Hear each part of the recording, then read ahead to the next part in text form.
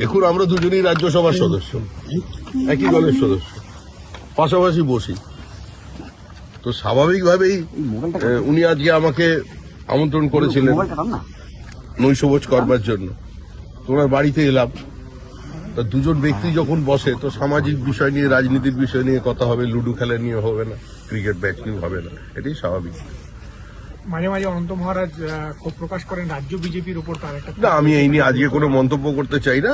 ওনার কিছু নিঃসন্দেহে ওনার আবেগ কিছু জায়গায় আহত হয়েছিল। আমরা দুজনের মধ্যে কথা বলেছি এবং এর আগেও রাজনাথজি এসে প্রথম ওনার সঙ্গে যোগাযোগ করেন।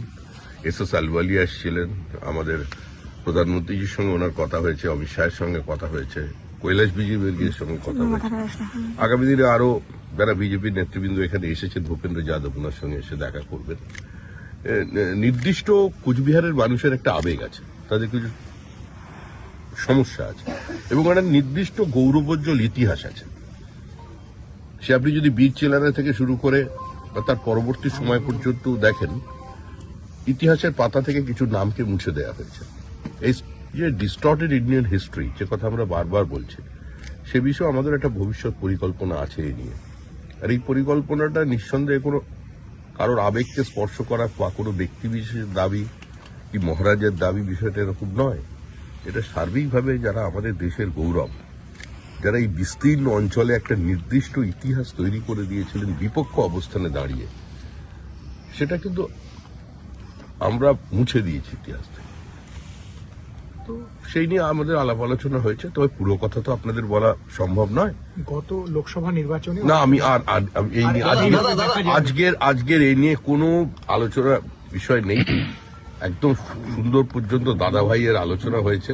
আমাদের দিদি মালতীদি, তিনি এখানে বিধায়ক এখানে আছেন, জেলা সভাপতি আছেন, সঞ্জয় চক্রবর্তী এসেছিলেন, ওনারও যারা সহযোগী আছেন।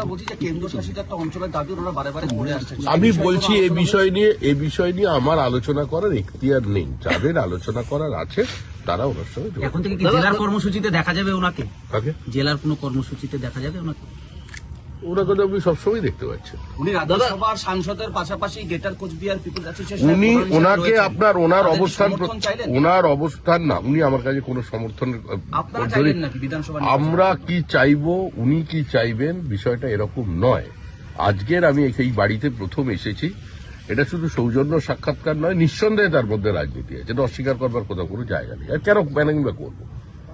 তো আমরা এখানে এসেছি, ওনার যা বক্তব্য কিছু উনি আমাকে জানিয়েছেন এবং আমিও সেটা যেখানে পৌঁছে দেওয়ার চেষ্টা করবো। খুব শীঘ্রই সর্বভারতীয় নেতৃবৃন্দের সঙ্গে আর বৈঠক হবে। আর উনি তো সক্রিয় আছেন, ওনার নিজস্ব একটা গ্রহণযোগ্যতা আছে, ওনার পারিবারিক প্রতিষ্ঠা আছে, নির্দিষ্ট একটা অতীত আছে ওনাদের।